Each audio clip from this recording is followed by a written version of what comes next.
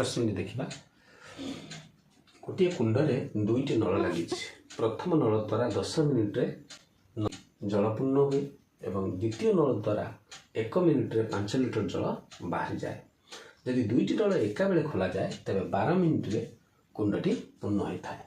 तेरे कुंडे केते जल धरी थाए आम लिखा लेट मन करा जाऊ कुंडे जल धरे केते ना कुंडे जल धरे केते अर्थात x लिटर धरे। तेरे आम लक्ष्य करवा 10 मिनिट जेहेतु जल कुंडटी पूर्ण हो जाऊँगी तेणु 10 मिनिट्रे कुंडटी से पूर्ण करें अर्थात आम 1 मिनिट्रे बर्तमान बाहर करवा 10 मिनिट्रे कुंडटी हुए के x लिटर।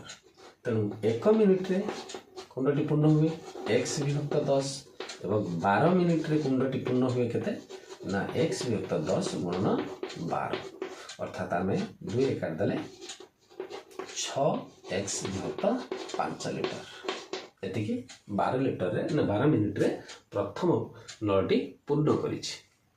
तेबे द्वितीय आम लक्ष्य करवा द्वितीय कौन कर ना 1 मिनिट रे से खाली करे बा बाहर कर दिए जल के 5 लिटर। तेबे 12 मिनिट रे से बाहर कर 12 पंचा 60 लिटर बाहर करने पर ये भी 12 मिनिट चलती दुईट जाक 12 मिनिट चलवा पर ये कुंडटी पूर्ण होती अर्थात पूर्ण कुंड अर्थात x लिटर। तेणु आम लक्ष्य करवा ये कुंड को कौन कर जल जोग होती कुंडर जल बाहरी जाए। आम 6x/5 प्रथम नलटी जल एतिक लिटर पुरेला बेले द्वितीय नलटी 60 लिटर जल बाहर कर देछि बाहर करने पर कुंडटी पूर्ण होती अर्थात x।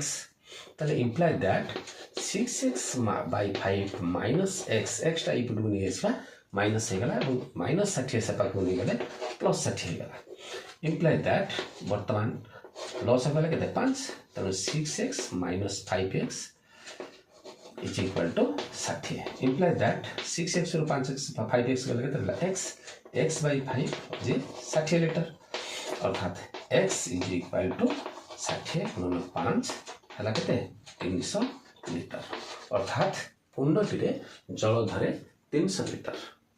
धन्यवाद।